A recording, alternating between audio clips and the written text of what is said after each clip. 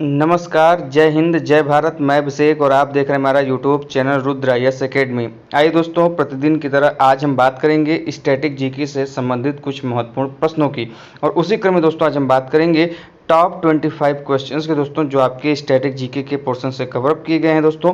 तो दोस्तों इस वीडियो को शुरू करने से पहले यदि आप हमारे चैनल पर नए हो और चैनल सब्सक्राइब नहीं किया मेरे दोस्त, तो ऐसे ही डेली बेसिस पर जीके, करंट अफेयर्स और अदर सब्जेक्ट्स की पढ़ाई करने के लिए आप हमारे चैनल को आज ही ज्वाइन कर लें, जिससे कि दोस्तों आपके पास वीडियो के लेटेस्ट नोटिफिकेशन सबसे पहले पहुंचे। आइए दोस्तों चलते हैं अपने प्रश्नों की तरफ। आज का सबसे पहला प्रश्न दोस्तों कि भारतीय राष्ट्रीय युवा दिवस भारत में कब मनाया जाता है। दोस्तों प्रत्येक 12 जनवरी को हम लोग राष्ट्रीय युवा दिवस के रूप में सेलिब्रेट करते हैं। कब दोस्तों? तो 12 जनवरी को। वहीं पर अगला प्रश्न है दोस्तों कि भारत सरकार ने कोविशील्ड, जो कि दोस्तों एक कोरोना वैक्सीन है, उसके डोज के लिए किसके साथ समझौते पर हस्ताक्षर किए।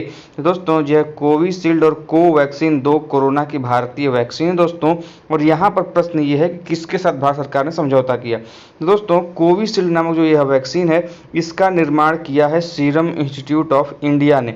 और दोस्तों इसी सीरम इंस्टीट्यूट ऑफ इंडिया के साथ भारत सरकार ने समझौते करके इसे अब क्या किया है, पूरे देश में वैक्सीन के रूप में लागू कर दिया है। तो कभी कभी प्रश्न यही घुमा के आपसे पूछ सकता है कि भारत में विकसित कोरोना की वैक्सीन कोविशील्ड का निर्माण किस संस्था द्वारा किया गया।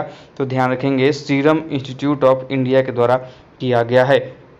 अगला प्रश्न दोस्तों कि विश्व का सबसे बड़ा महाद्वीप कौन सा है।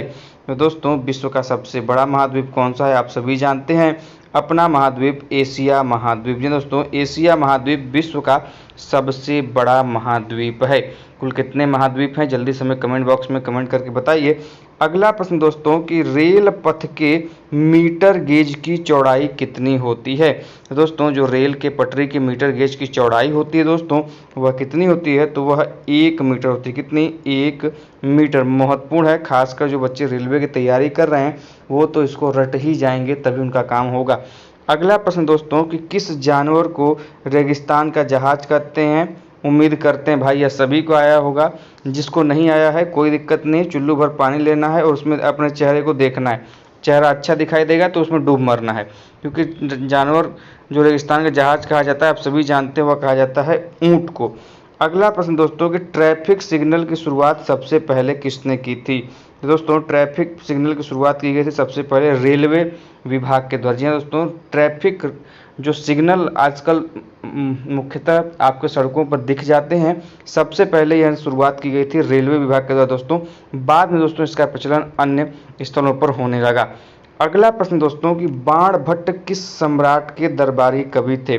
दोस्तों जो बाणभट्ट थे यह राजा हर्षवर्धन जो थे, इनके दरबारी कवि थे। बाणभट्ट की एक बड़ी प्रसिद्ध पुस्तक है दोस्तों, एग्जाम में बार बार पूछा जाता है। यह हर्षवर्धन दरबारी कवि दोस्तों, इन्हीं के ऊपर हर्षचरित नामक पुस्तक लिखी थी। तो प्रश्न एग्जाम में पूछ लेता है कि हर्षचरित के रचनाकार कौन है। तो ध्यान रखेंगे दोस्तों वह हैं बाणभट्ट। और दूसरा महत्वपूर्ण चीज यह है कि हर्षवर्धन किस काल के शासक थे दोस्तों। तो यह वर्धन वंश के कह लें या फिर इसी दोस्तों पुष्यभूति वंश भी कहते हैं। तो दोनों में से कोई एक ध्यान में रखेंगे, वर्धन वंश या फिर पुष्यभूति वंश के यह थे कौन दोस्तों, तो आपके राजा हर्षवर्धन। अगला प्रश्न दोस्तों कि वायुमंडलीय दाब मापने का पैमाना क्या है। दोस्तों वायुमंडलीय दाब को हम लोग बैरोमीटर से नापते हैं। किसे नापते हैं?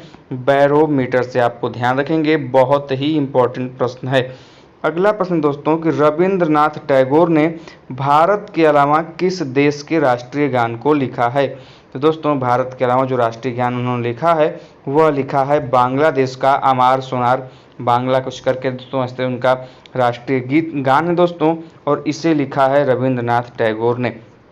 अगला प्रश्न दोस्तों कि दिल्ली की सुल्तान रजिया सुल्तान दोस्तों जो थी, यह किसकी पुत्री थी। तो दोस्तों आप सभी ने नाम सुना होगा, शम्स उद्दीन इल्तुतमिश दोस्तों, और यह इन्हीं की पुत्री थी कौन, रजिया सुल्तान। महत्वपूर्ण है, ध्यान में रखेंगे।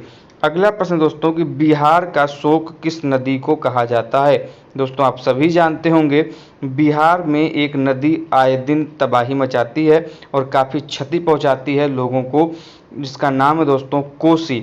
और दोस्तों यह अपने मार्ग में लगातार परिवर्तन करती है, जिससे कटाव के कारण दोस्तों उसके आसपास के क्षेत्र के लोग क्या होते हैं, काफ़ी ज़्यादा क्षतिग्रस्त होते हैं, काफ़ी उनको हानि पहुंचती है। इसीलिए दोस्तों इस कोसी नदी को बिहार का शोक भी कहा जाता है। महत्वपूर्ण है, ध्यान में रखेंगे। अगला प्रश्न दोस्तों कि प्लासी का युद्ध कब हुआ था। तो दोस्तों ये जो प्लासी का युद्ध हुआ था यह 1757 ईस्वी में लड़ा गया था। महत्वपूर्ण प्रश्न है, ध्यान में रखेंगे। अगला प्रश्न दोस्तों कि बुर्ज खलीफा का मालिक कौन है। दुनिया की सबसे बड़ी ऊंची इमारतों में से एक है दोस्तों, और इसके मालिक हैं एच शेख खलीफा बिन जायद। नाम क्या है दोस्तों, एच शेख खलीफा बिन जायद। किस इमारत के दोस्तों यह मालिक हैं, बुर्ज खलीफा। आप लोगों ने नाम भी सुना होगा, इसके ऊपर बड़ा बढ़िया गाना भी है, आप सभी जानते होंगे और आपके मन में याद भी आ गया होगा। खैर अपने प्रश्नों की तरफ चलते हैं कि जैतून किस देश में बड़े पैमाने पर उगाया जाता है।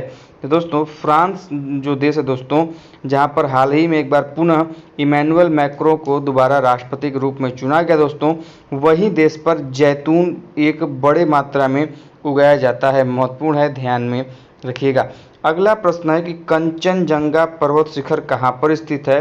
दोस्तों कंचनजंगा पर्वत शिखर भारत के सिक्किम राज्य में स्थित है। कहाँ पर, सिक्किम राज्य में। अगला प्रश्न दोस्तों कि प्रथम भारतीय फिल्म जो थी राजा हरिश्चंद्र दोस्तों, इसके निर्माता कौन थे। तो दोस्तों प्रथम भारतीय फिल्म जो राजा हरिश्चंद्र थी, इसके निर्माता थे दादा साहब फाल्के। और दोस्तों दादा साहब फाल्के को ही क्या कहा जाता है, भारतीय सिनेमा का एक प्रकार से जनक कहा जाता है दोस्तों। और इन्हीं के नाम पर भारतीय सिनेमा में एक पुरस्कार भी दिया जाता है, दादा साहब फाल्के पुरस्कार। आपसे कई बार एग्जाम में प्रश्न पूछा भी गया होगा कि दादा साहब फाल्के पुरस्कार का संबंध किस क्षेत्र से है। तो दोस्तों यह सिनेमा के क्षेत्र में उत्कृष्ट योगदान के लिए दिया जाने वाला पुरस्कार है। बहुत महत्वपूर्ण है, ध्यान रखिएगा।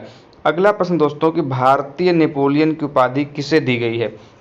दोस्तों गुप्त वंश के शासक जो समुद्रगुप्त थे दोस्तों, इनको भारत का नेपोलियन कहा जाता है। क्या कहा जाता है दोस्तों, भारत का नेपोलियन कहा जाता है। एक और प्रश्न बार बार पूछता है कि वह कौन से ऐसे शासक थे जिनको वीणा वादन करते हुए दिखाया गया, जिनको सिक्कों पर वीणा वादन करते हुए दिखाया गया है। तो दोस्तों वह थे आपके यही समुद्रगुप्त। साथ में पूछ देता है कि वह कौन से गुप्त शासक थे जिसने अश्वमेघ यज्ञ किया था। तो यह दोनों प्रश्न आप ध्यान रखेंगे, वह हैं गुप्त शासक समुद्रगुप्त ने किया था। अगला प्रश्न दोस्तों कि चीनी यात्री फाहियान किस गुप्त शासक के शासनकाल के दौरान भारत आया था। तो दोस्तों वह थे गुप्त शासक चंद्रगुप्त द्वितीय, जिन्हें हम लोग विक्रमादित्य के नाम से भी जानते हैं दोस्तों। और इन्हीं के शासनकाल में दोस्तों चीनी यात्री जिसका नाम था दोस्तों फाहियान, भारत आया था। महत्वपूर्ण है, ध्यान में रखेंगे।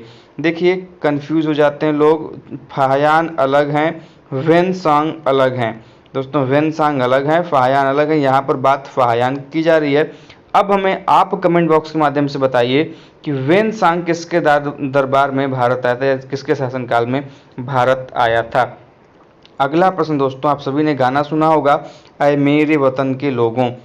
दोस्तों इस गीत के रचनाकार कौन है। दोस्तों इस गीत के रचनाकार हैं प्रदीप। काफ़ी जब भी कोई नेशनल आपका सेलिब्रेट किया जाता है डे, उस दिन इस गाने को बजाया जाता है। तो ये दोस्तों प्रदीप ने लिखा है।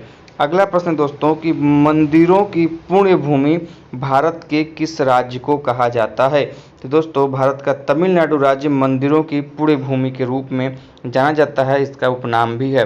तो महत्वपूर्ण है। अगला प्रश्न दोस्तों कि गुप्त काल में किस धातु के सर्वाधिक सिक्के जारी किए गए थे।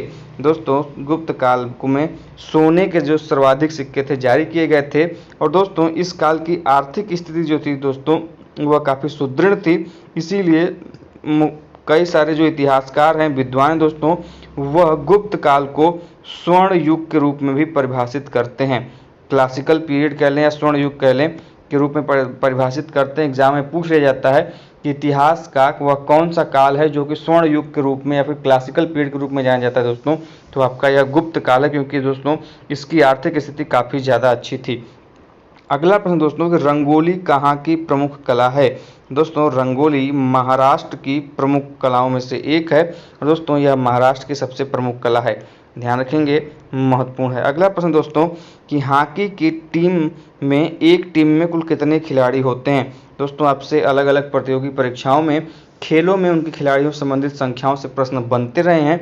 और दोस्तों कि हॉकी की एक टीम में क्रिकेट की भांति ही कुल 11 खिलाड़ी होते हैं। ध्यान रखेंगे, एक टीम की बात कर रहे हैं। अगला प्रश्न है दोस्तों कि कंप्यूटर कीबोर्ड के कौन से बटन पर उसका नाम नहीं होता है।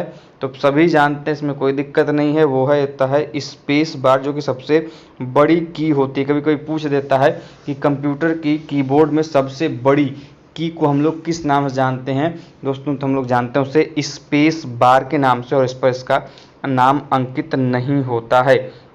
और आज के अंतिम प्रश्न की तरफ चलते हैं दोस्तों। अंतिम प्रश्न है कि भोजन में उपस्थित ऊर्जा को किस रूप में मापा जाता है। दोस्तों आप कोई भी पैकेट खरीदते होंगे खाने पीने की चीज़ों पे, तो उसमें एक एनर्जी का माप लिखा होता है कि आपको कितनी कैलोरी एनर्जी मिलती है। तो दोस्तों ये जो कैलोरी है यही हमारे भोजन में उपस्थित ऊर्जा के माप को दर्शाती है, और इसी के द्वारा भोजन में उपस्थित ऊर्जा को मापा जाता है। तो दोस्तों आप कभी भी किसी भी चीज़ का खाने का सामान का पैकेट लेते होंगे तो उस पर लिखा होता है कि इतना खाएंगे इतने ग्राम, तो इससे आपको इतनी कैलोरी एनर्जी प्राप्त होगी। और दोस्तों यही कैलोरी ऊर्जा को मापती है, भोजन में उपस्थित ऊर्जा को। दोस्तों आज के लिए बस इतना ही। उम्मीद करता हूं कि आज की यह वीडियो आपको पसंद आई होगी। दोस्तों वीडियो पसंद आई हो तो वीडियो को लाइक करिएगा, और ऐसे ही डेली बेसिस पर जीके जीएस और करंट अफेयर्स पढ़ने के लिए हमारे चैनल को सब्सक्राइब जरूर करिएगा। और दोस्तों हमारे इस वीडियो को अपने दोस्तों के साथ शेयर जरूर करिए। तो मिलते हैं ऐसे अपडेट और इन्फॉर्मेशन के साथ नेक्स्ट वीडियो में। तब तक के लिए जय हिंद, जय भारत, हर हर महादेव।